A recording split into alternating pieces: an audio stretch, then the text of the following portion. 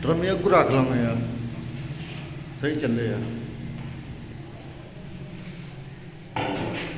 देखिए, अगर आपकी दीवार पे डेंट आ जाए तो आपने पता क्या करना है। अगर डेंट आता है तो आपने एक बड़ी सी स्क्रैपर ले लें, स्क्रैपर, ठीक है ना।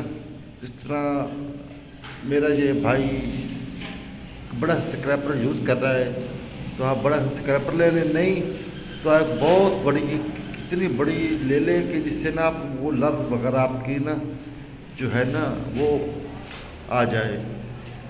जो भी ले, लोहे ले लें, लकड़ ले लें, जिससे इतनी बड़ी नोक उसके बनी हो स्क्रैपर की तरह, जो डेंट पे आ जाए, तो आप वो यूज़ करें, जिससे ना आपका ये डेंट ख़त्म हो जाएंगे। 2-3 बार करें। पहला हाथ लगाने से पहले, जब पहला हाथ आप लगाएं, वो बहुत तन के अच्छी तरीके से लगाएं। उसके बाद दूसरे हाथ पे आप लगाने से पहले आप इस पर ना एक स्क्रैपर से चेक कर लें। चेक करने के बाद आप स्क्रैपर चेक करने के बाद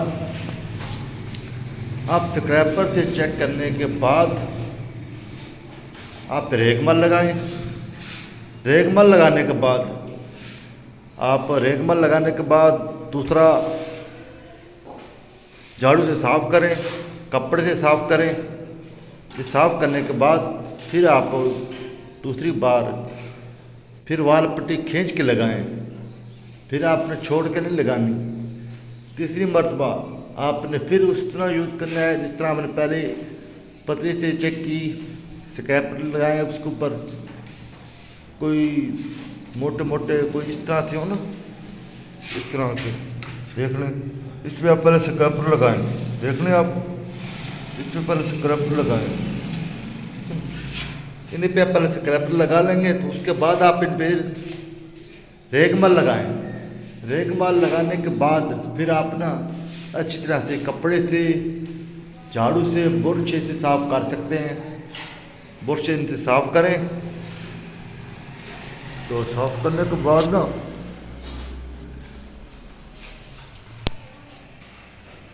साफ़ करने के बाद आप पे किस तरह कोट शुरू करें। अगर आप पे ऊपर सेम आ जाए, दीवारों पे वाल पट्टी ना रुक रही हो, उखड़ जाए, तो उसकी वजह से आप इस तरह करें कि एनेमल ले लें, उसको पतला करके नहीं लगाना आपने। एल पेंट को अपने ले लें, उसको अपने तेल ज़्यादा नहीं डालना, तेल कम डालें, तेल डालें फिर आप उसको लगा दें। एल पेंट लगाने के बाद आप छोड़ दें, तक 12 घंटे आप छोड़ दें उसे। 12 घंटे छोड़ने के बाद जब फिर आप वाल पट्टी लगाएंगे तो फिर वो नहीं उखड़ेगी सेम वाली जगह से, और वो जगह कवर हो जाएगी। वाल पट्टी इसकी जगह पे आप वार्निश भी यूज़ कर सकते हैं, ठीक है ना। जो भी यूज़ करनी इसके ऊपर अपने सेम के लिए एल यूज़ करना, जहाँ पे तेल पड़ता हो। आप मैट भी यूज़ कर सकते हैं, पानी में तेल वाला।